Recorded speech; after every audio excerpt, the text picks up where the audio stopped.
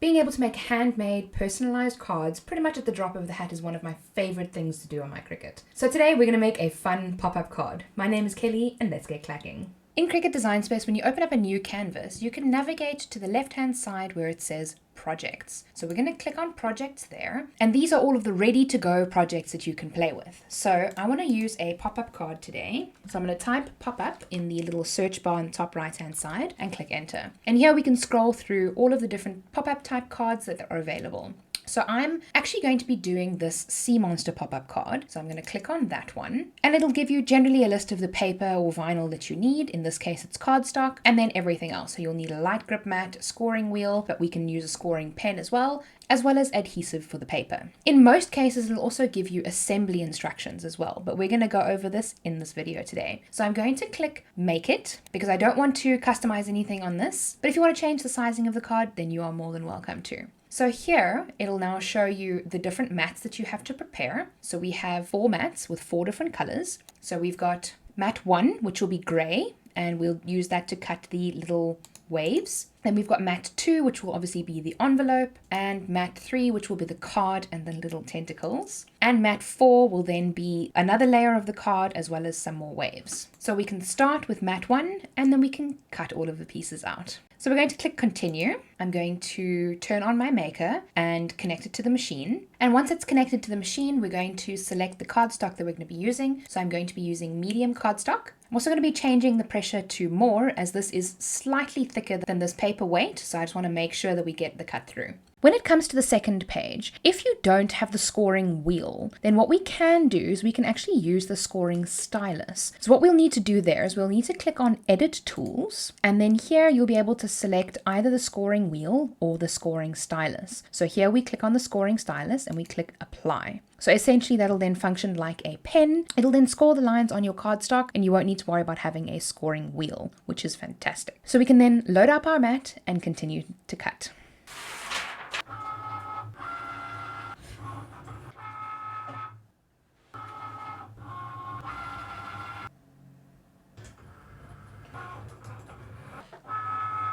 Okay, so now everything's done.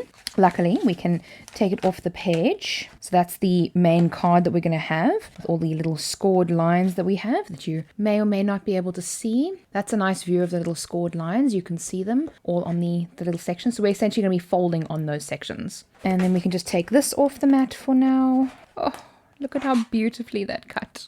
That's just a perfect cut. Like, people wonder why, well, almost perfect, like 99.9% perfect. You just pop that little thingamajobby out there. Okay, well, look at that. That came out with no coaxing whatsoever. I mean, that's just incredible. So we can put this aside and sort it out later. If you want to know how to get things like this off your mat, you can always just take your little Cricut scraper and scrape it on, and then obviously it'll lift them off. Okay, so let's take the big one off first. We put that in our scrap pile. And then just like I did with all of the little sections inside the tentacles, you just take your scraper and you just gently scrape them off like that. I like to hold my mats up at an angle because then what they do is they actually fall off the mat. If they're all the way up here, like in the middle of your mat, then what they tend to do is they tend to fall just a little bit lower and then get stuck there. So I just hold them up so they can easily fall down off the mat. And then we can put our protective sheet back on our mat. So now what I normally do is I normally do a little bit of cleanup. So I'm going to take all of these little sections that you can see out here. I'm going to take these out and then we will get started with the setup.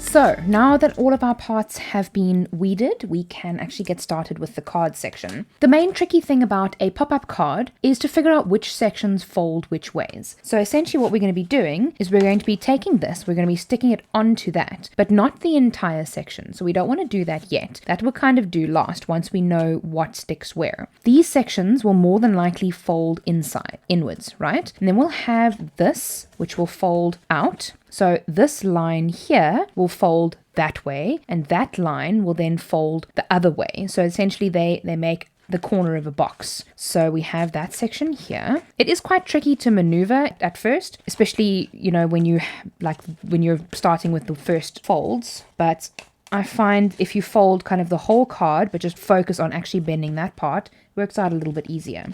So we just fold that section there and that there. Then that section, this next one, will more than likely fold in. So we can bend that one in. And then this one here, and then this one here will more than likely fold the other way. So it's typically each of the fold lines will fold the opposite direction. So it'll be 1, 1, 1, 1. So it'll be up, inside, outside, inside, outside. Okay, so that one folds that way. This one then folds that way. The further along you get with a card like this, the easier the folds become. So that one will probably fold that way. And they almost always follow a pattern as well.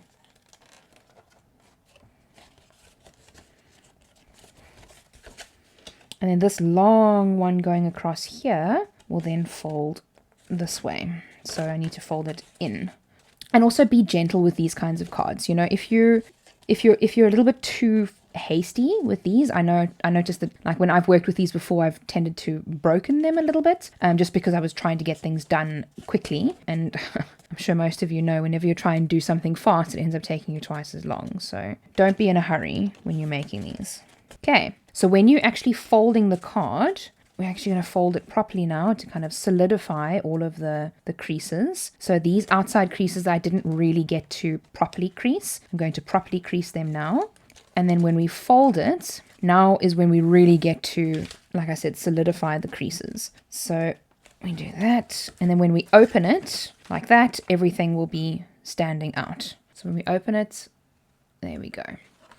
So everything's already standing up and we can see that it's on like different platforms, different layers. And now we can go back to the original design and we can place our little tentacles and things like that. So what they say is you first need to place the tentacles, glue the tentacles, and then you glue on the waves afterwards. So I'm actually going to bring out my iPad and just have a picture of it so that I know what I'm working with. I like to always work from the reference picture just to make sure that I'm not messing anything up. Okay, so I've got the reference picture that I'm just going to be putting just off screen. We have this one, which will go across here, it seems. And it looks like it'll almost stick to that side. And then we have these two, which look to go there. This is probably the trickiest part of these cards, is to try and figure out exactly where everything goes. This one will go there.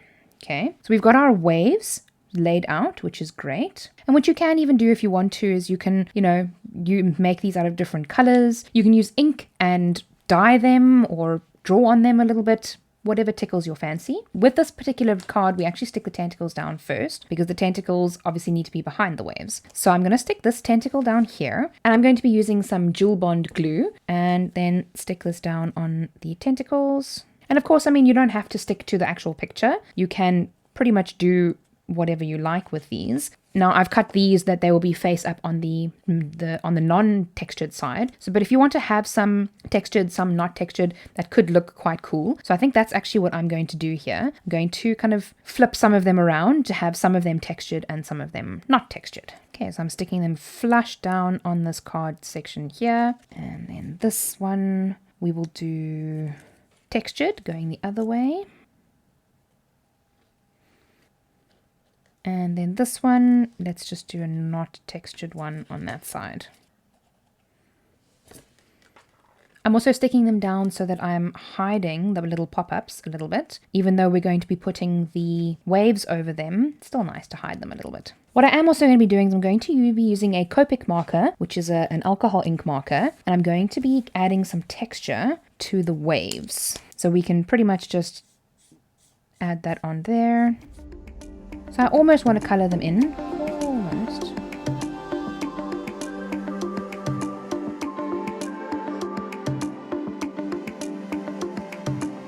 Okay, great. Little bit of texture onto these. Probably shouldn't. Add a little bit on the inside. Maybe if I use the other side of the marker. The other side is a fine point. So it'll be easier to get the little insides just to give a little bit of texture. I don't want too much on these. This is of course much easier if you're actually working on a piece of paper or something like that. But I don't feel like taking one out now, I'm not gonna lie. Okay, just a little bit of glue. And then we can stick it down. Of course, I mean, these kinds of things are completely up to you. You absolutely don't have to do these kinds of textures. If you don't like the look of it, totally up to you. This one goes on top of the other section, so it's kind of hiding it. You can have it sticking out to the side, it's not a problem. And then this one will go on the other side. And then this one goes in the very front. Let's actually put this one a little bit more over. And what I'm going to do with this one, because this one only sticks to this front, I'm actually going to put the glue on here, because I don't want to get the glue everywhere. And then we stick it there, just like that. And then for the last step of the card, we're going to fold it on the inside on the score line that we made when cutting. And we're going to fold that in half, and pretty much everywhere that you can see here you can put glue on so that you know to stick it down on the card. You can also use double-sided tape, completely up to you, and I like to then put it on the inside of the card. Try and line up as much as you can. So we've obviously only got glue on the one side, that's quite important for this step. So we line it up. You can also move it around a little bit when you close the card. So don't worry about it being too perfect right from the word go. But I find this the easiest way to line these things up. And then you stick it down like that. And then just press it on the inside to make sure that everything stucks. And then again, you follow that you put it on this side and not on that side. I like to put glue as close to the edge as I'm willing to go, because obviously you want it to stick those edge bits, but you don't want it to seep out too much. Okay, there we go. And then we stick that down again, making sure to get these middle sections, and then just give it a nice good press. We really need to make sure that all of those little bits are stuck down. You can even put something heavy on it and leave it on for about a few minutes or so. This particular glue dries quite quickly, which is why I like to use it for cardstock. Obviously now we can see all the little bits sticking out, so the Kraken's like trying to get out of the card, which is cool. And then when you open it, ba-boom, what's Kraken? I really like it, it's really cute. So obviously then everything folds up and kind of moves along with it, so it looks pretty cool. And because we've got the light shining from that side, you can kind of see the tentacles move as well, so you can really see how 3D this card is. And I'm also glad that we put some of the Copic marker on the actual pen as well. I think it looks pretty cool. And then lastly we have the envelope. So the envelope is scored on this side, so we can fold that up, fold this in.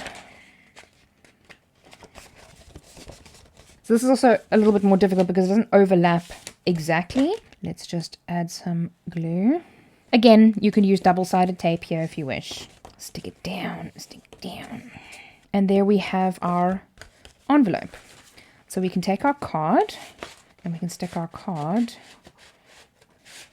in our envelope, and you can see that this particular one fits perfectly. And there we have a personalized card in, I mean, that didn't take us very long. So what's Kraken? I think it's so cute. If you enjoyed this video, please give it a thumbs up and subscribe to my channel for more fun craft tutorials in the future. It was great having you with me, and I'll see you in my next video. And remember, be kind to someone today. See you soon.